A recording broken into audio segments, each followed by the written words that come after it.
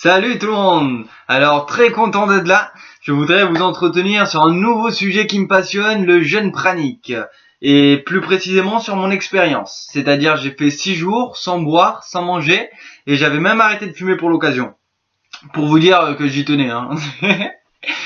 Du coup, j'avais découvert cette possibilité tout d'abord dans un documentaire qui s'appelle Vivre de lumière, qui retraçait la vie de plusieurs personnes qui avaient accompli ce processus et qui vivaient tout simplement de ce processus, c'est-à-dire praniquement parlant, c'est-à-dire encore une fois, ils vivaient de lumière. Maintenant, ce documentaire est payant, bon, je vous proposerai de l'avoir quand même, mais sinon, il y avait le livre de Jess Moua, une Australienne, sur lequel s'inspirait d'ailleurs le documentaire. Parce que c'est elle qui a d'abord popularisé et écrit le livre qui s'appelle Le processus de 21 jours.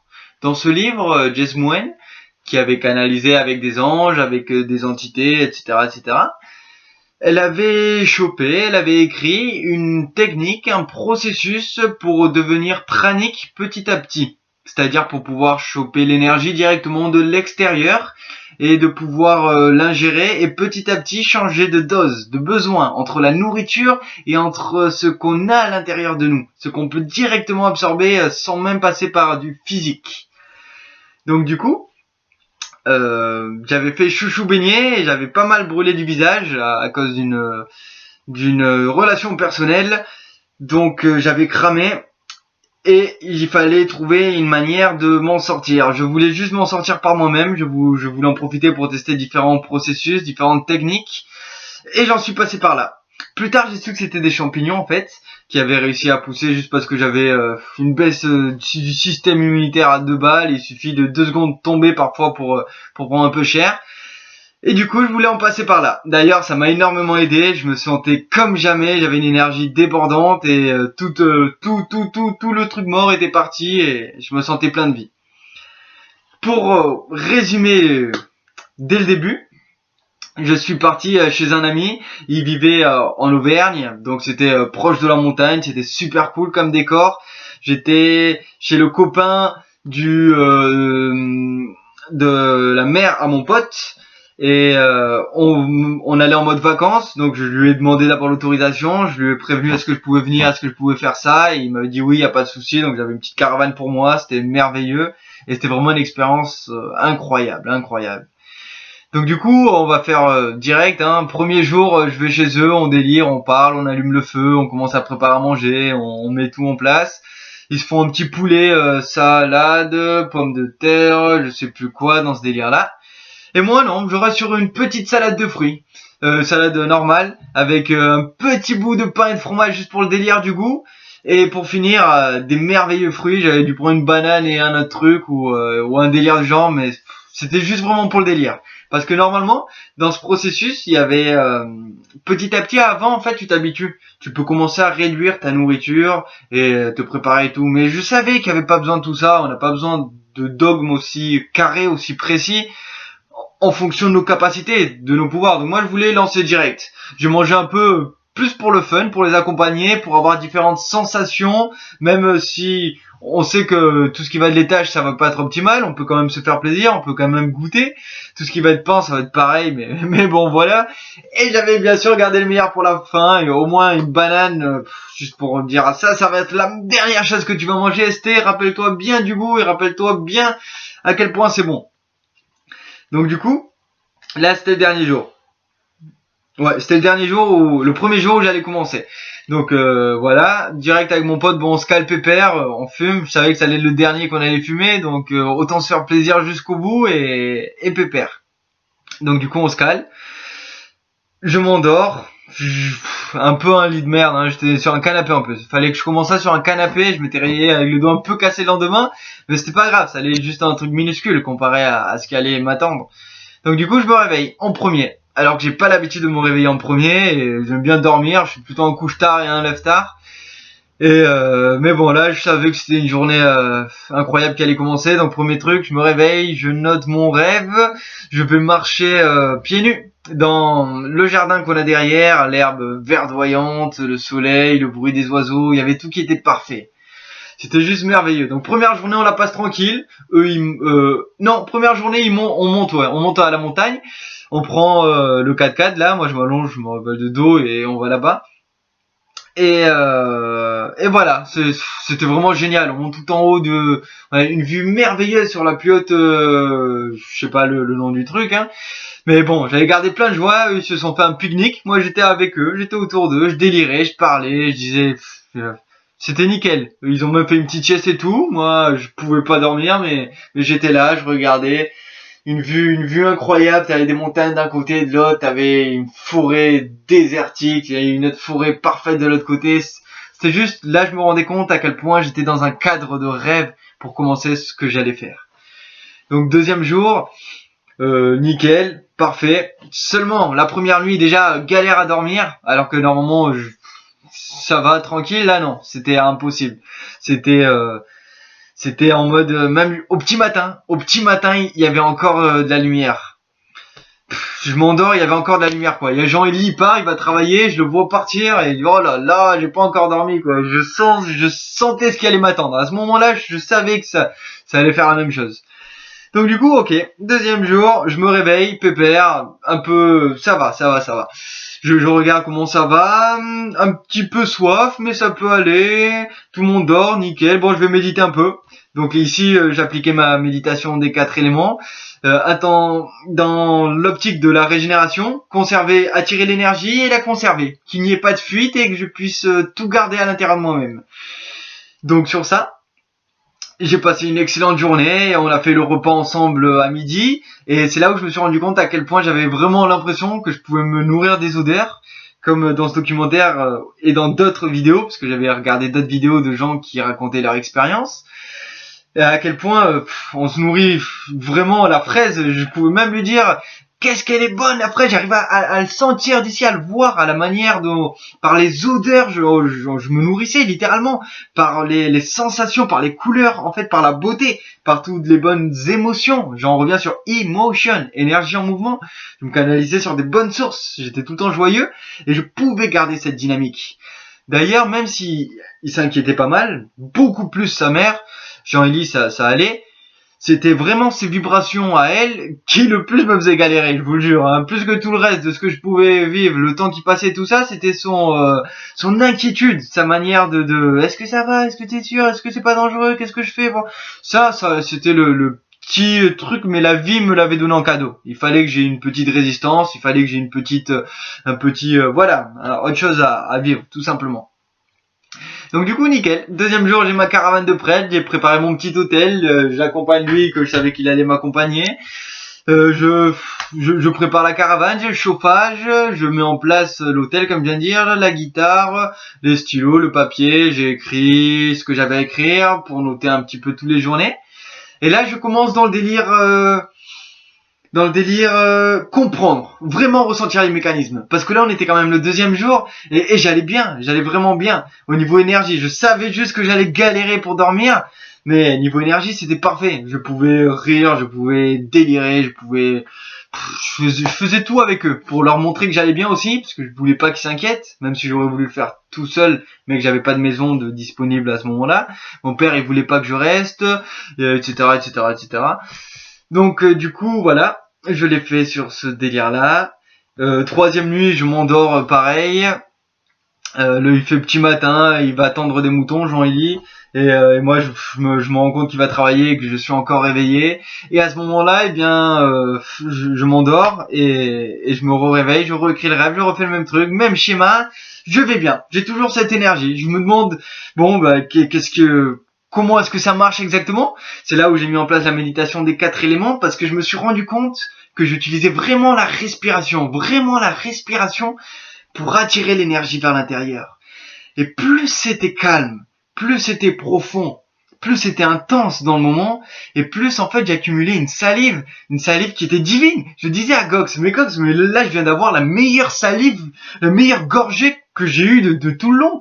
Et là, c'est bon, j'avais plus peur. À partir de là, je commençais à aspirer de l'énergie, je commençais à me sentir bien. Ah oui, pardon, je pissais tous les jours aussi. Ça n'avait rien changé à ça. C'est ça qui est incroyable. Ça restait assez jaune, histoire de bien détoxifier. Si c'est trop blanc, tu vas pas assez détoxifier. Si c'est trop jaune, c'est qu'il y a trop de toxines. Mais au moins, je détoxifiais parfaitement. Donc tous les jours, j'ai pissé. Par contre, je suis pas allé aux toilettes pour la dernière fois. Le dernier repas, j'avais gardé à l'intérieur, mais c'était merveilleux. Gox, il m'avait dit en délirant, toi, t'as vraiment besoin de le garder ce repas-là, sinon tu vas mourir. Mais non, je savais juste qu'il était en moi, que c'était parfait et qu'il y avait aucun souci. Tant que l'équilibre il était respecté, à l'intérieur de moi, c'était respecté. Donc du coup, c'était bon. Tous les jours, ça s'enchaînait de la même manière. Plein de créations, plein de délires, mais surtout ça va être sur cette méditation. Je passais beaucoup de temps à rester centré dans moi. Parfois, par exemple, je jouais aux échecs avec Gox, où je l'aidais, lui jouait avec son compte et moi je lui disais quel coup jouer. Et quand je voulais plus, je disais non, Gox, là il faut plus que je mette d'énergie là, parce que sinon je commence à perdre de l'énergie, je le sens. Donc du coup j'allais vers d'autres, fallait que je me recentre, tout simplement. Comme le troisième jour, il y a eu une invitée. Là, j'étais plus en état de m'investir pour délirer, pour créer. Je pouvais tenir largement, mais il fallait que je reste peace and love, calme et tranquille. C'est pour ça que j'avais ma petite caravane et mon hôtel qui était vraiment, vraiment magnifique. Donc, troisième jour, je vais me caler dans ma caravane, je continue mon écriture de toute la journée, que d'ailleurs finalement je le raconte. Non, je l'avais mis par écrit pour le délire, un petit journal intime, on va dire, un petit souvenir. Puis quelques poésies que j'avais écrites. C'est là où j'ai commencé les poésies. C'est ça, c'était énorme aussi. C'est là où j'ai vraiment commencé les poésies. Et quelques délires, la musique, création, un peu de sport. Je peux même pour délirer faire 1 minute de gainage, faire 10 pompes, juste pour me sentir, comment je me sentais. Même j'allais marcher avec Gox autour de la petite montagne en haut. Je disais ralentis mec, ralentis. Mais je pouvais marcher, je pouvais suivre le délire, je pouvais suivre, je tenais. Juste dès que je voulais rester avec moi-même, j'avais besoin de me recentrer, je rentre à la caravane, je fais mes délires, et pam, je galère à dormir. Putain de merde, laissez-moi dormir s'il vous plaît, ça servait à rien, hein. Faut que je travaille ma patience, donc je savais que c'était mon karma et qu'il fallait que je joue dessus, tout simplement. Donc ça allait, nickel, pépère. Je me suis rendu compte, premier truc, l'état d'esprit. Si t'as un bon état d'esprit, tu gardes... En fait, c'est simple. Si tu sais que tu peux t'en sortir, t'incarnes ces vibrations et tu vis cette réalité. Si déjà t'as peur d'avoir des carences, des manques, alors tu vas attirer tout ça. Regardez combien d'histoires il y a eu de gens qui sont morts dans des congélateurs, ils sont morts de froid, alors qu'ils étaient même pas, le congélateur, il était même pas en marche. Et il y a eu plein de cas comme ça partout. Ils ont même réussi à créer des gerçures et tout ça, alors que c'était fini. Il y avait rien. Je veux dire, c'était juste dans la tête tellement cette pensée elle était intense que c'était resté vers ceci. Donc du coup, j'avais gardé, en connaissant tout ça, j'avais amené mes livres, hein, mes conversations avec Dieu, donc j'avais ma dynamique, j'avais ma compréhension. J'ai lu les 3 en 5 le temps de la semaine. Après, j'en avais un autre pour d'autres délires, juste un roman fantastique. Le guerrier chaman, non, je sais plus comment si je crois que c'est ça, le guerrier chaman. Ouais, ça devait être ça. Mais pour garder un truc pour s'entretenir. Le plus de temps, c'est à l'intérieur de moi-même. Mais le reste, il fallait s'entretenir pour garder justement ces bonnes vibrations. Sinon, il faut faire attention à pas se noyer dans un schéma de peur et de cercle vicieux qui pourrait entraîner bien sûr vers une peur. Il y en a, ils sont morts en faisant ce processus. La meuf, elle était partie dans la nature toute seule et elle est morte. Ça avait fait une polémique à l'époque et tout ça. Mais voilà, pour moi, c'est scandaleux. Je veux dire, tu prends une base, tu t'assures de ce que t'as, tu t'assures de tes compétences. Dans le livre de Jesmouen, elle disait, le faites jamais seul. Faites-le toujours avec quelqu'un qui connaît le processus. Moi, je l'ai fait seul et parce que je savais. Juste, il faut pas prendre de risques. Je pouvais avoir de l'eau si j'avais un problème. Je pouvais avoir de la nourriture si j'avais un problème. Mais c'était eux plutôt qui allaient avoir peur pour moi. Moi, c'était nickel. Il n'y avait pas de souci sur ça. Le plus chaud, c'était vraiment de rester calme et de pas devoir toujours partager avec eux. Si je devais toujours partager avec eux, alors je perdais un peu de mon énergie. Comme j'étais pas à fond dans mon cœur et dans ce qu'il fallait, vers quoi j'aille, parce que j'avais besoin quand même de ce calme et de cette puissance dans l'instant, de garder présent calmement, de n'avoir rien d'autre. C'était un beau défi d'ailleurs. Mais il fallait le vivre ainsi. Donc du coup, quand je me suis rendu compte jusqu'à la fin du dernier jour où j'étais plein d'énergie, où je gardais quand même un peps, Chaque matin, il venait me voir et moi j'étais déjà en tailleur sur le lit avec la porte ouverte. Je regardais l'herbe, mais je vous dis, mais le 5e jour, c'était l'herbe elle pétillait. Le truc c'était un vert mais d'un plus profond, c'est magnifique. Je voyais les papillons qui venaient me voir. C'était un truc de botch. Et eux, ils venaient toujours me voir du coup. J'étais assis en tailleur parce que je me réveillais toujours en premier. Et ça va, Steg, etc. Tu te sens comment? Ouais, nickel. Juste avec le premier sourire et avec la manière dont je leur parlais, ça va. Moi, je faisais qu'ils s'inquiètent un peu moins. Même si Gox, mon pote, il me connaissait bien. Lui, il allait pas s'inquiéter. Mais je ressentais vraiment l'énergie de l'autre et c'était pour vous dire que si un jour vous tenez à faire ça, mettez-vous dans le bon endroit, où vous êtes bien, ou tout seul, ou avec des gens bien, cool, joyeux, dynamiques et qui connaissent ce délire-là. Comme ça au moins, vous aurez une base sûre. Et s'il y a un souci, vous pouvez toujours boire, doucement, tranquillement. Si vous voulez vous préparer avant, vous pouvez vous préparer avant. Si vous voulez faire ça avec un jeûne normal, à l'eau, c'est nickel. Vous pouvez utiliser les mêmes processus pour se régénérer. Vous comprenez ce que je veux dire? C'est-à-dire que même un jeûne à l'eau, ça va être les mêmes schémas. Garder une foi, une compréhension, rester à l'intérieur. Le fait de savoir qu'on a tout à l'intérieur. Bien respirer pour amener l'énergie. Bien se centrer pour sentir sa puissance et son état. Tout était nickel. Il n'y avait aucun souci. Donc le dernier jour, j'avais tellement de puissance, tellement de délire, que j'ai dit vas-y Gox, faut qu'on teste un bras de fer. Faut qu'on teste un bras de fer et faut qu'on délire. Et je le sentais tellement que d'ailleurs je l'ai gagné et il était mort de rire. Hein. Mais parce que malgré le fait que je me sentais trop bien, je me dis ok, là il y a quelque chose à sortir de tout ça, de tout ce processus là. Je suis sûr que c'est là où va commencer le bon schéma de guérison. En fait, là, on va tendre vers le pranique. On va tendre vers une manière de pouvoir se nourrir de l'extérieur, de lumière, même dans le noir, mais de lumière, parce que même dans le noir, il y a de la lumière. Maintenant, c'est prouvé. Tu fermes tes yeux, il y a des milliards de petits points complètement colorés. Ils ont mis des microscopes dans le noir et tu vois des... Ah, je voulais chercher sur tout ça, mais c'est vraiment, vraiment fabuleux. Donc, du coup, le but, c'est de tendre petit à petit vers un type de nourriture qui va vous plaire. Parce que la nourriture, c'est quelque chose de merveilleux. Faut pas du tout s'en passer. Surtout avec les fruits, avec des légumes. Imaginez-vous une salade merveilleuse, salade, tomate, oignon, tu rajoutes tout ce que tu veux, de l'avocat, tu rajoutes de l'ail, tu rajoutes, voilà, là, tu vas rajouter trop de trucs. Et ça, c'est trop bon. Donc il faut vivre de ça. Ça, c'est de l'énergie pure, c'est du concentré. C'est de la bombe. Mais maintenant, la lumière, l'énergie, la joie, c'est aussi notre forme de nourriture. Et celle-là, elle est divine. Le reste, ça va un peu nous couler. Mange trop de pain, mange trop de kebab, mange trop de bonbons, mange trop de cochonneries, trop de coca, trop d'alcool. Tout ça va plomber un peu.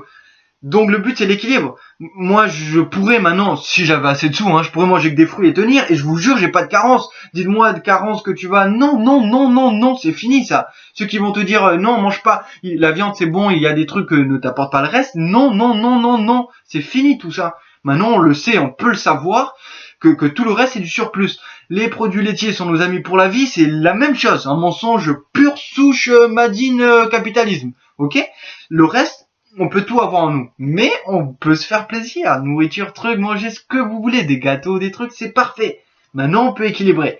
On peut attirer l'énergie de l'extérieur, on peut attirer l'énergie d'une nourriture de qualité, on peut attirer l'énergie de absolument tout.